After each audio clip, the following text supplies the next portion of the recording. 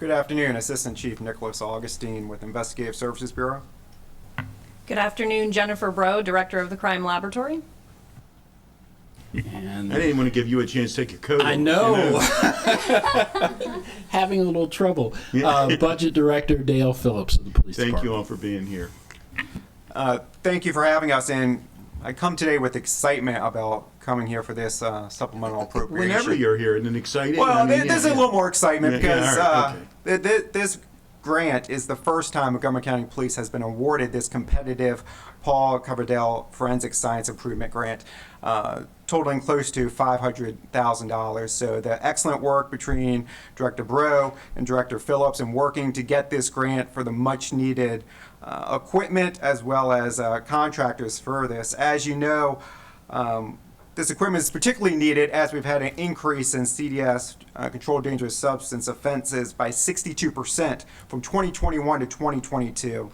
And our violent firearm offenses during 2022 were up 22%. So having this improved technology, as well as the contractors to assist with the implementation and also helping with caseload, will greatly help the crime lab as well as our community in addressing violent crime that's going on in our community.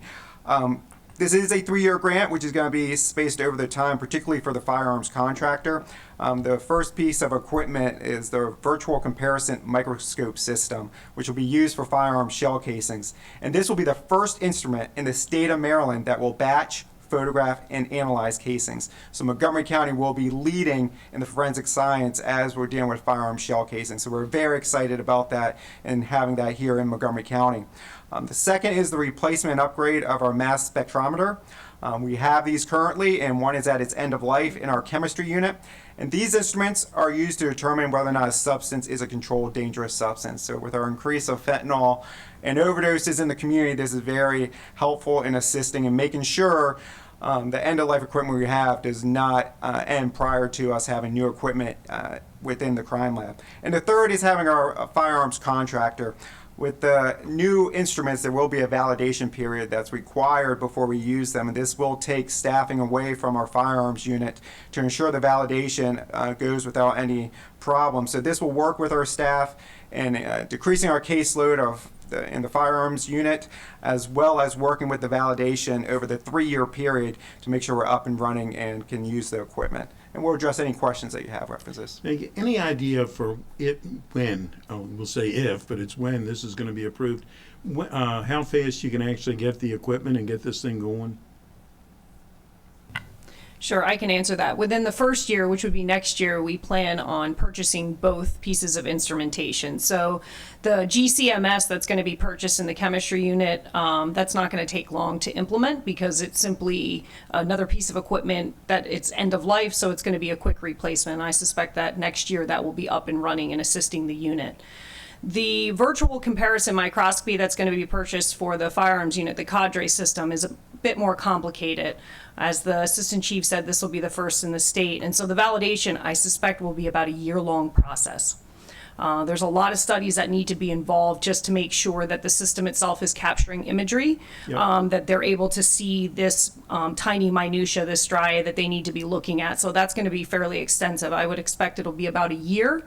And that's also with examiners doing casework and balancing the validation at the same time. The unit currently sits with only 2 firearms examiners. And so as a result, any case that needs to be done in the firearms examination unit requires a verification, which means I need both examiners actually looking at the evidence in every single case. So I don't have an examiner to pull off of the bench and have them focus on the validation. But this contractor position is going to assist to kind of get us over the hump so that we hope to try to get it out in a year. Once the validation's complete, the unit then needs to ensure that procedure manuals are updated and that they are trained and competency tested so that I can authorize them to do this type of work, which probably will take us into year 2. So honestly, I hope that in year 3, we will be up and running, doing casework analysis at that time. And obviously, the sooner we get started, I understand it's a long process, but the sooner we get started, the better off we are. Any questions, please? Just a quick one. Sure. So you were expressing the whole validation process, and not everybody may be familiar with what that is. So when you're talking about new laboratory-based equipment, there are certain standards that have to be followed in order to determine that the equipment is functioning to the appropriate standards within its environment. Is that right? That's absolutely correct. Okay, and then so this is a new piece of equipment for us, right? This will be new to us and first in the state, but there are already validation standards that exist that must be utilized in order to make sure this is compliant, correct? Yes, that's correct. And we've actually already started the process. The FBI already uses this cadre instrumentation. So not only are they utilizing it for casework, it actually went through a Daubert hearing as well. So that was part Excellent. of the reason that You knew that where I was particular going. system was chosen. So the unit already has been in coordination with the FBI because there's definitely going to be an info sharing, not only with the FBI, but also with the vendor because they do assist in these validations as well, just to make sure that they'll connect us with any other agency across the country that is utilizing this instrumentation. And for the Daubert hearings, that the equipment that the FBI has been using, are those in, have they been occurring nationwide already, or are there only decisions in some circuits presently?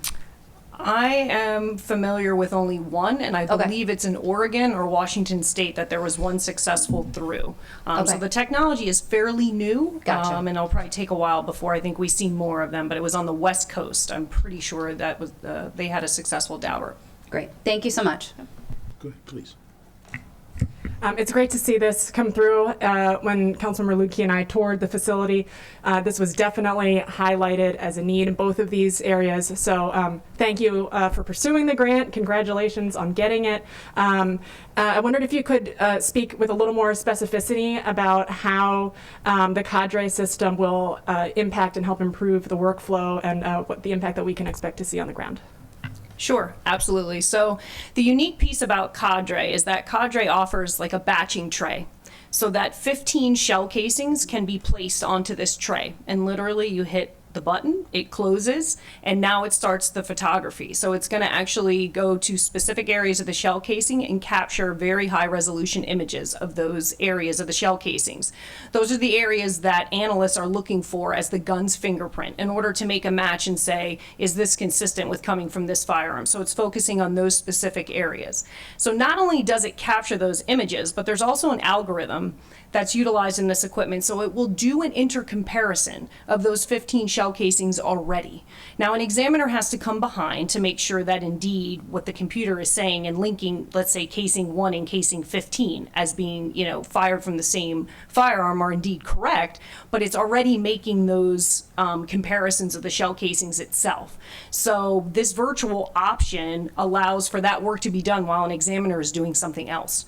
So it's pretty tedious at this point. An examiner has to put 2 shell casings on the microscope at the time, and they are kind of looking through it. Then they got to bring another examiner in to say, can they verify the same markings that they're seeing? So this would actually be done at 15 with a couple minutes per shell casing, and all those images will be captured, the comparisons will be done, and then an analyst can review it. They can review it from any computer.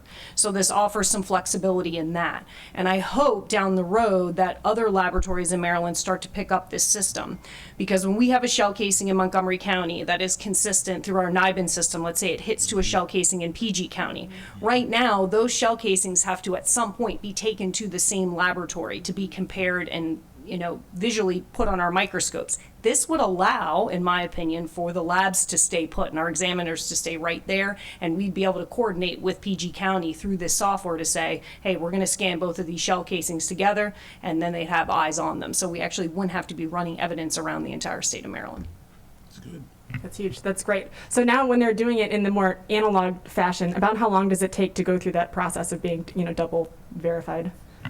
I would say like from an examiner, and unfortunately most of our cases are not 1 or 2 shell casings. Right. Most of them are involved, with probably over 10 in many of our cases. I would say it's almost a day, half a day process until an examiner actually gets the evidence, opens it up. They have to take notes on the evidence, get it set up on the microscope. They have to go through not only their note taking, but then photographs as well. And then another examiner has to come in. And it's that piece that tends to be difficult in the coordination. So we're probably really fortunate if that all can happen in a day, if there's not that many shell casings that an examiner can get through, because it's difficult to coordinate somebody else to come in behind you now and go through the evidence in the same methodical way that the first examiner did. So on a really small case, I would say that could be done in a day, at least that physical work of comparison. But once we get into larger shell casings and we're starting to do groupings, we're now moving definitely into more days, just because it's going to take each examiner many hours to go through that process. And the cadre does the tray of 15 in about how long? I want to say it depends on how many images we end up deciding to take, but I would say a real rough estimate is about 5 to 10 minutes a casing. Wow. And that's going to then include that comparison match too. So it's definitely just going to be a lot quicker. Now, there are sometimes shell casings that have some abnormalities and some things that are a little bit more difficult. Now, that'll still have to be done, what I would say the traditional way, so we wouldn't send those through cadre, but the majority of shell casings you see should be able to go through this system with ease. Great. Thank you.